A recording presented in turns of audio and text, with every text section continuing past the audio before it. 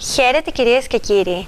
Μεταβολή θα παρουσιάσει ο καιρός τη Μεγάλη Τετάρτη 16 Απριλίου 2014, με βροχές και καταιγίδες στα δυτικά, κεντρικά και βόρεια τμήματα της χώρας, ενώ χιονοπτώσεις θα σημειωθούν στα ορεινά της Ηπείρου και της Δυτικής Μακεδονίας.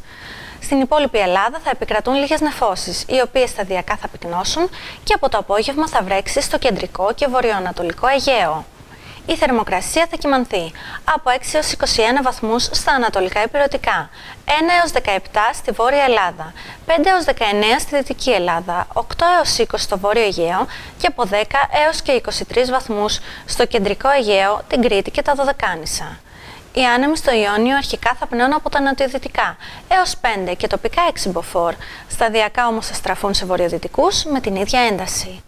Στο Αιγαίο οι άνεμοι θα είναι νοτιοδυτικοί έως 6 και πρόσκαιρα 7 μποφόρ, στρεφόμενοι από αργά το βράδυ σε βορειοδυτικούς έως 5 μποφόρ. Ας δούμε τώρα αναλυτικά την πρόγνωση για την Ήπειρο.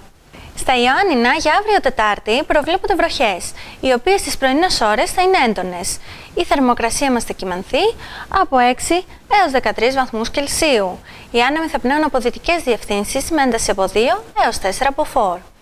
Στην Άρτα για αύριο ο καιρός προβλέπεται βροχερός. Η θερμοκρασία θα κυμανθεί από 8 έως 16 βαθμούς Κελσίου.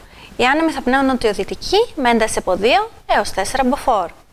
Στην Πρέβεζα για αύριο Τετάρτη προβλέπονται βροχοπτώσεις. Η θερμοκρασία θα κυμανθεί από 12 έως 16 βαθμούς Κελσίου. Οι άνεμοι θα πνέουν δυτικοί με ένταση από 3 έως 5 μποφόρ. Και στην Ιγουμενίτσα ο καιρός προβλέπεται βροχερός. Η θερμοκρασία θα κυμανθεί από 9 έως 14 βαθμούς Κελσίου. Οι άνεμοι θα πνέουν από δυτικές διευθύνσεις με ένταση από 2 έως 5 μποφόρ. Στο Μέτσοβο αύριο αναμένονται χιονοπτώσεις, κατά διαστήματα έντονες. Η θερμοκρασία θα κυμανθεί από 0 έως 9 βαθμούς Κελσίου. Οι άνεμοι θα πνέουν νοτιοδυτικοί με ένταση από 3 έως 5 μποφόρ.